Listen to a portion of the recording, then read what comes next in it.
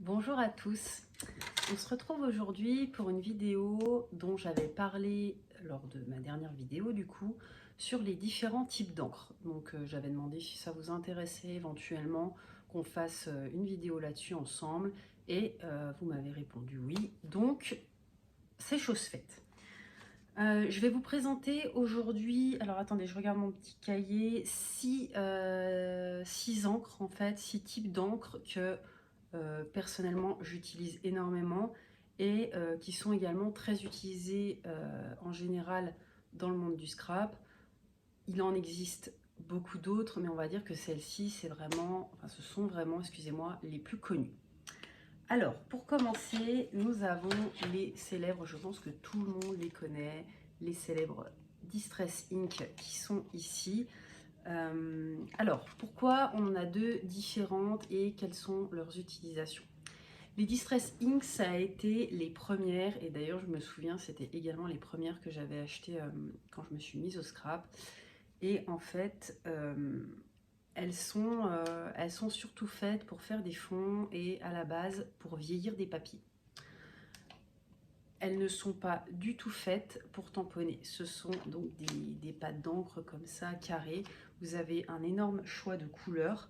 Et ces encres étaient vraiment très bien pour leur utilité première. Le problème, c'est qu'on ne pouvait pas tamponner avec. Donc, c'était un peu frustrant d'avoir cette exposition de petites encres dans ces tiroirs et de ne pas pouvoir les utiliser autrement que quand on fait un fond.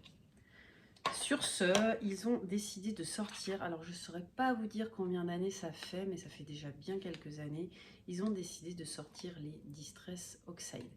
Les Distress Oxide, donc pour les reconnaître déjà, il y en a une marquée Ink, une Oxide, et les Oxide, elles ont un boîtier qui est en fait gris, alors que les Ink ont un boîtier noir. Et alors, celles-ci, je me mets à plus les utiliser maintenant, mais c'est vrai que j'avais tendance à pas assez les utiliser, alors qu'elles sont génialissimes. Contrairement à leur grande sœur, déjà, elles tamponnent très très bien. Honnêtement, il n'y a aucun souci. Il y a exactement les mêmes couleurs en fait entre les Ink et entre les Oxide.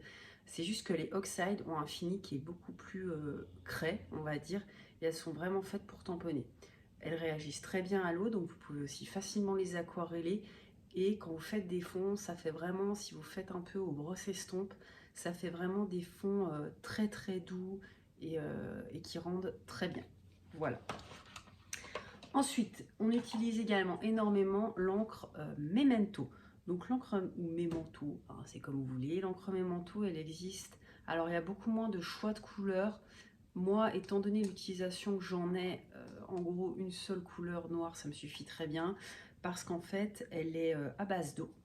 Elle est à séchage rapide et elle est particulièrement idéale pour coloriser avec les feutres à alcool. C'est-à-dire que quand vous allez coloriser avec des feutres à alcool, n'importe lesquels, vous allez voir que ça ne va pas baver en fait. L'image va rester bien nette, vous allez pouvoir passer dessus comme vous voulez et vous allez vraiment avoir un rendu très net.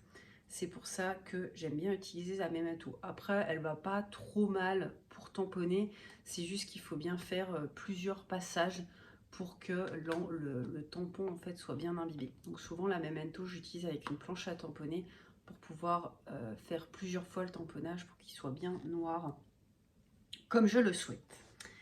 Ensuite, mes encres de prédilection, nous avons la Versafine claire.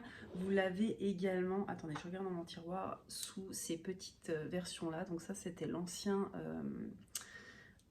format. Et ça, ce sont les nouveaux. Enfin, quand je dis nouveau, ça fait déjà quelques années que c'est sorti. Et alors, ces Versafine claires, elles sont vraiment idéales pour tamponner les tampons très fins, très détaillés. Elle va vraiment prendre tous les petits détails, toutes les petites aspérités du tampon. D'ailleurs, ça se voit quand vous appliquez votre encre sur votre tampon. On voit bien que tout de suite, la couleur se pose et ça fait vraiment des jolis rendus. Donc ça, c'est par contre une encre à séchage lent, contrairement à la Memento. Et elle est résistante à l'eau. Donc vous pouvez aquareller par-dessus sans que ça bave. Moi je les aime beaucoup, je les utilise dès que j'ai des tamponnages à faire. Pareil, ça existe en plusieurs couleurs. Après si vous voulez des couleurs un peu sympas, c'est clair que vous trouverez mieux dans les Distress Oxide que dans les Versafine clairs. Donc ça, c'est un indispensable pour moi. Ensuite, vous avez les encres Stazone.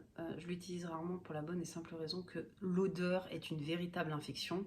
C'est une encre à alcool. Je ne l'ai, je crois, qu'en noir et en grise. Et en fait, elle est idéale comment dire, pour les supports qui sont lisses, en fait, qui ne sont pas absorbants comme du papier. Typiquement, si vous voulez tamponner des feuilles d'acétate, du plastique, du verre, du bois, du métal, le motif va tenir. On va dire que en fait c'est son seul avantage.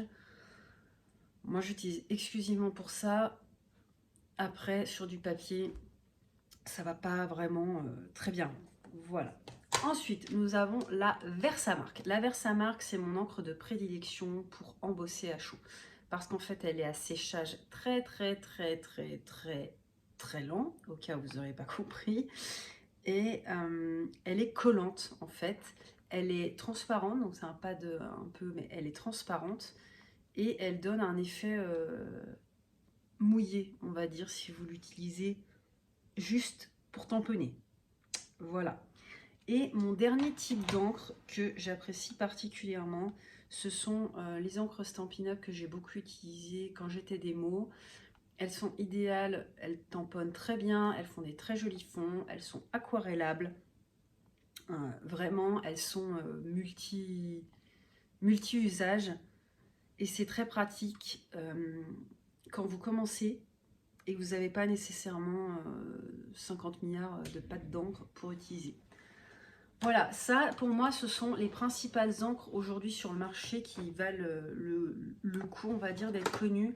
Après, vous avez aussi pas mal d'encres, celles de Florilège Design, donc comme les Floricolor, comme ceux-ci qui sont très bien pour tamponner.